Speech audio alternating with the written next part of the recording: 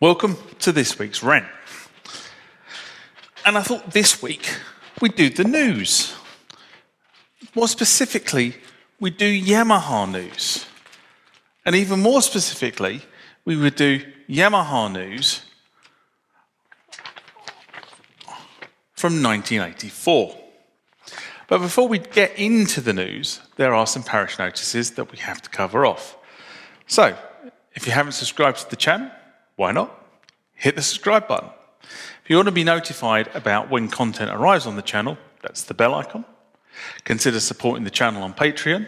The Patreon address, the Twitter feed, the Facebook feed and the Instagram feed are somewhere down below. And now back to the news. Yeah. So I've actually been sitting in the workshop actually editing videos for most of this afternoon. So it's not the morning, it is the afternoon, but that's kind of what I've been doing. That's the reason why there's lots of pieces of paper behind me and the laptop's behind me and there's some sort of lemony drink over there. Because this is pretty much where I've been all afternoon. However, I did say we were going to do the news. So I picked up a couple of weeks ago, and I think I threw it on the Instagram page, this Yamaha news booklet, newspaper, whatever you want to call it, from 1984. And I thought it'd be interesting just to see what were the hot topics at Frankfurt 1984. So what I'm going to do is up here, somewhere, will be each page as I go through it, and you can see what was the important stuff in 1984. So we start with the sort of front page. So bearing in mind, MIDI had just come of age. So MIDI was invented in the early 80s, so a few years after sort of the ratification, effectively, of MIDI 1.0. Synthesizers were really starting to take off in synth pop. Okay, so you've got to kind of cast your mind back to this sort of area. So we start with the sort of, and I will actually read this first piece because I think this first piece is quite interesting because it kind of sets the scene.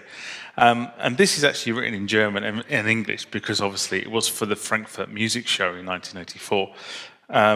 So I'm not going to even attempt to read the German, although I can loosely read and speak German.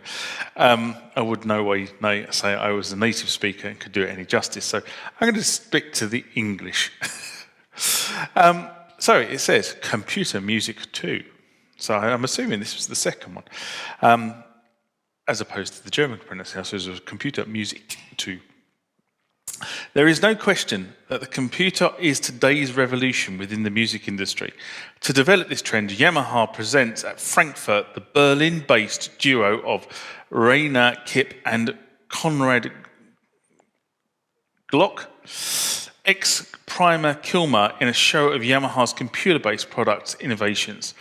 Supported by qualified sound engineers, this unique sound spectacular takes place during the exhibition in Yamaha's professional display area. In the second show, DX Wizard Dave Bristow will demonstrate the new CX5 computer system alongside DX synthesizers. Other new Yamaha equipment being featured for the first time includes the following: a MIDI sequencer, a modular 19-inch rack FM generator, a shoulder-worn keyboard, MIDI synthesizer, or mini synthesizer, studio and stage mixers, digital studio delay and reverb, compact PA, powered mixers with echo facilities, digital rhythm machines, that's a drum machine to you and I, professional, semi-professional guitar and bass combos, electric guitars and basses, deep shell power drums, and a CX5 computer system. So this was when they launched the CX5. So you've seen me loosely play with the CX5 on the channel, but this is when it was launched in 1984.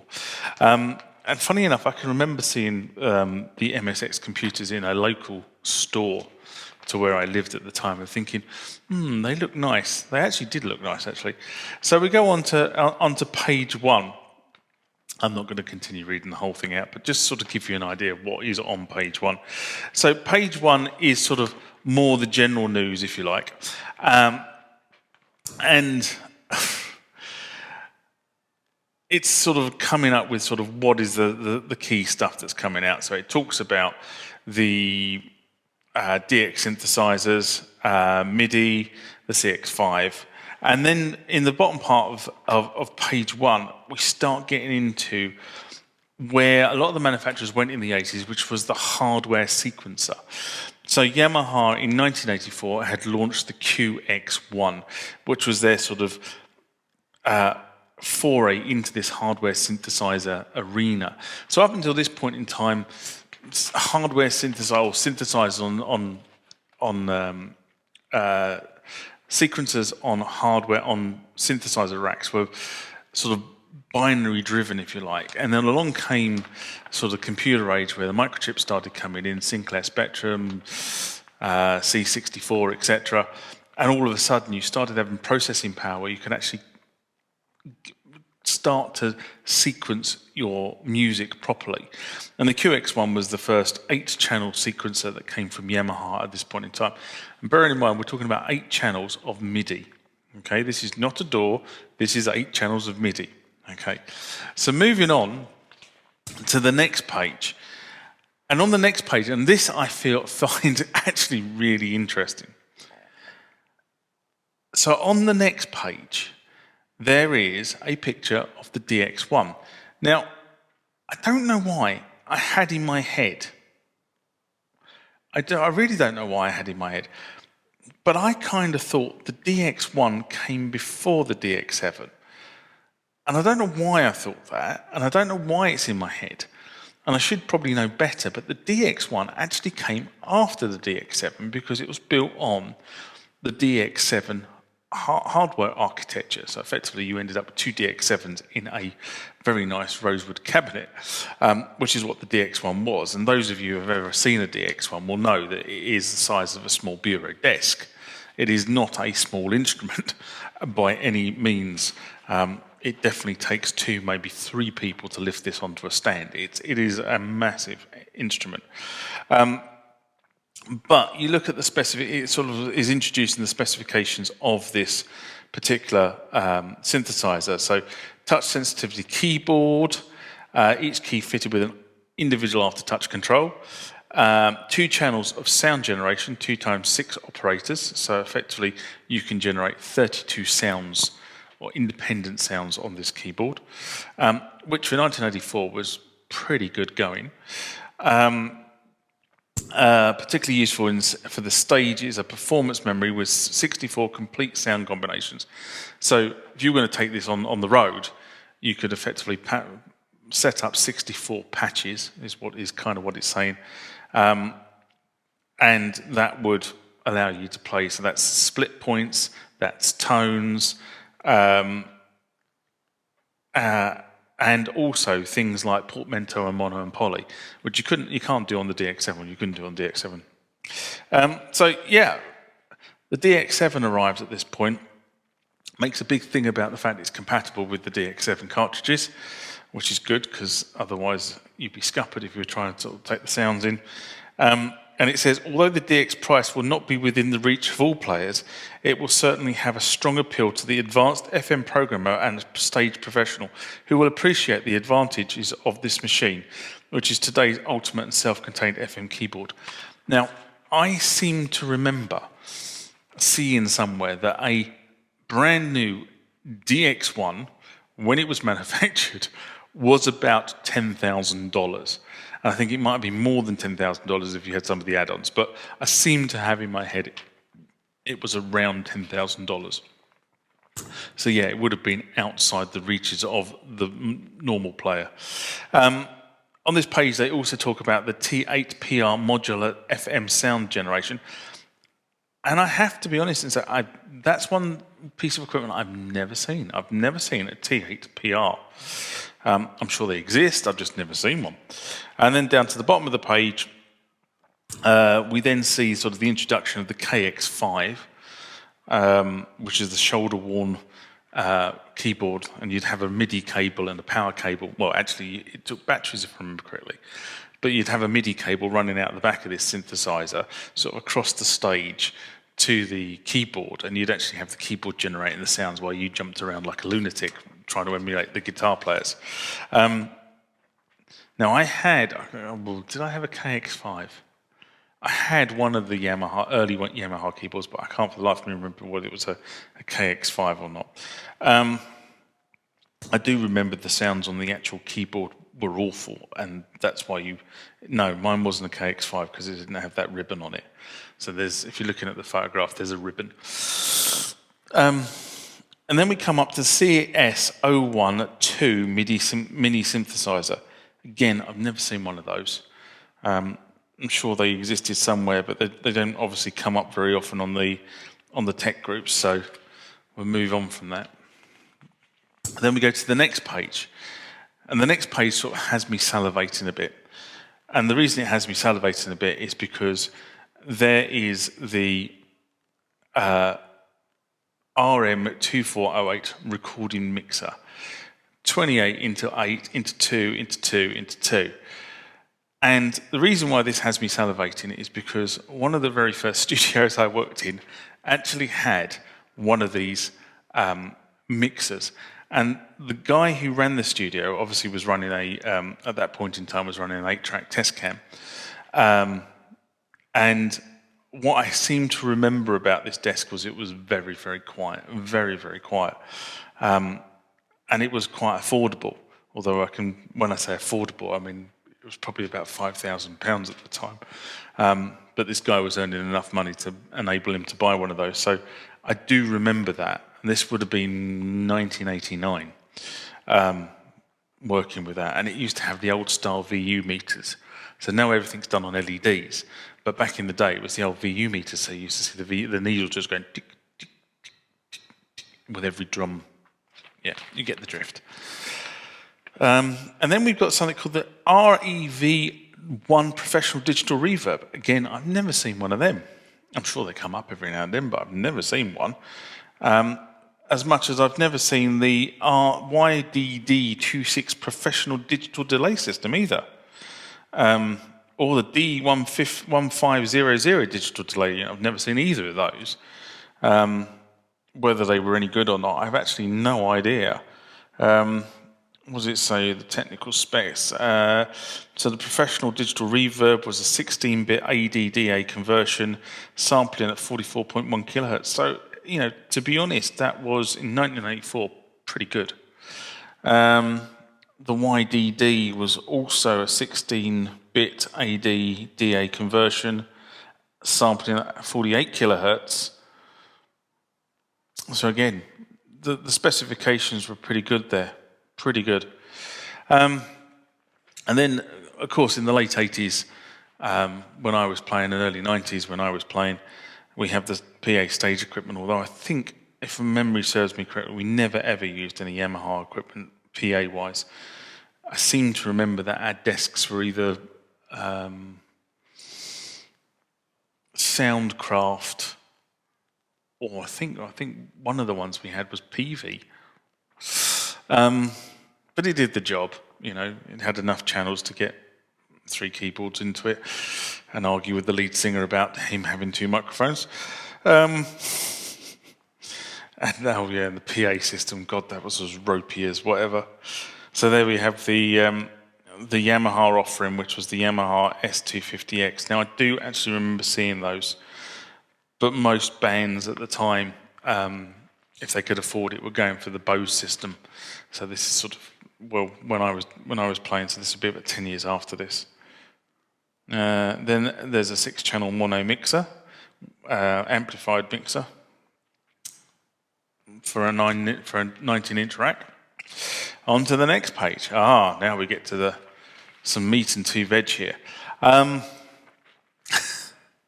So if you're looking at this, the RX11 and RX15 drum machines. Now, I have to be honest and say, the Yamaha drum machines did not have the kudos of the Roland drum machines. Okay, so everybody knows the TR-808, the TR-909, and some of the other drum machines from around those areas, the Lindrum, the OB-XA, no, that's wrong, isn't it? The Hoberheim drum machine, and it's eluding me with what but everybody knows those drum machines because they were pivotal in sort of the explosion of electronic music. But Yamaha really aren't in that sort of folklore area, but they did do some pretty good drum machines at the time. And the RX11 and RX15 were two drum machines that actually were pretty good for what they were. And they weren't massively expensive, but it just shows you where we were, because if you read the actual write-up about this, it talks about complete exchange stories of self-programmed rhythms via RAM cassette. What is a RAM cassette, you are asking me? Well, actually, a RAM cassette was nothing more than a cassette player like that, plugged into the back of your RX11 or RX15. I think actually the 15 couldn't do this, but plugged into the back of your device, and you played a cassette tape in that went. That's what that did. So that's a RAM cassette, apparently. The RX15 is described as a low-cost model with 12 instruments, and the RX11 has 16 instruments.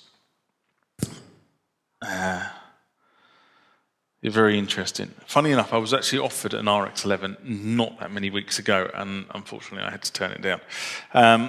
But I wasn't prepared to pay what the vendor wanted for it, but that's another story. Then we go on to amplification, and I think a lot of people forget, well, in fact, actually a lot of people forget how big a company Yamaha actually is, and how many fingers they have, and in how many pies.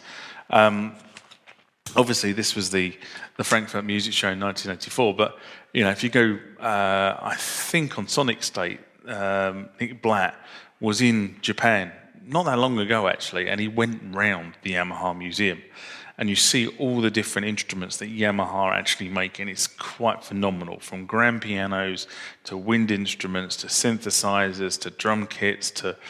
and one of the things they did actually do quite well was amplification.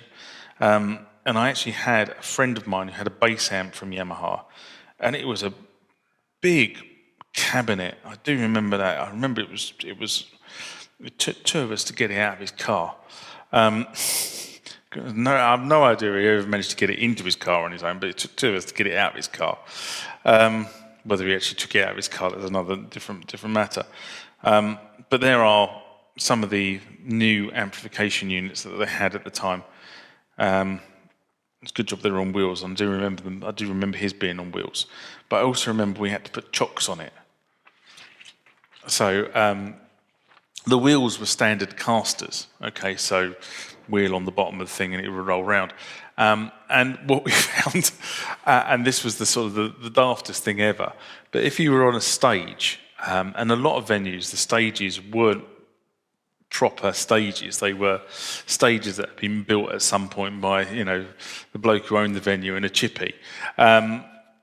For those who don't know what a chippy is, somebody who does woodworking. Okay, in the UK we call them a chippy, as opposed to somebody who makes French fries or fish and chips. And they would knock the stage together. So the likelihood of the stage actually being level was pretty remote. So the stage either dipped to the front, and quite often stages dip to the front, and the reason for that is because they attached it to the back wall, and by the time they got to the front, they got their measurements wrong. That was quite common in a lot of places. Or the other side was the stage actually went one way or the other. And what we found is that we used to have to chock the wheels on the bass amp, otherwise the bass amp would be disappearing off the stage with the vibrations of the drums. I do remember that. So we used to have a block of foam. We used to put his bass amp on a block of foam that would effectively chock the wheels and stop the bass amp moving around. I do remember that. That was. And then we come to the final page of the news. And this is Yamaha drum kits. I've never been a great Yamaha guitar fan, but there are some guitars in here. But I have worked with a number of people who have Yamaha drum kits and swear by Yamaha drum kits. Again, you know, really are built for what they do. Not maybe as prestigious as Pearl or Ludwig or one of the other brands, but you know what? They can hold their own with a lot of serious professional. In fact, Eddie, who was the drummer, God knows what's happened to Eddie, but Eddie, who was the professional drummer that used to hang around the studio back in the day, his drum kit was Yamaha. I do remember that. God knows what happened to him.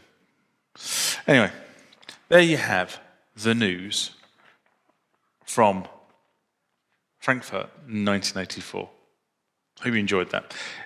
Live long and prosper. I'll see you next time. Bye-bye.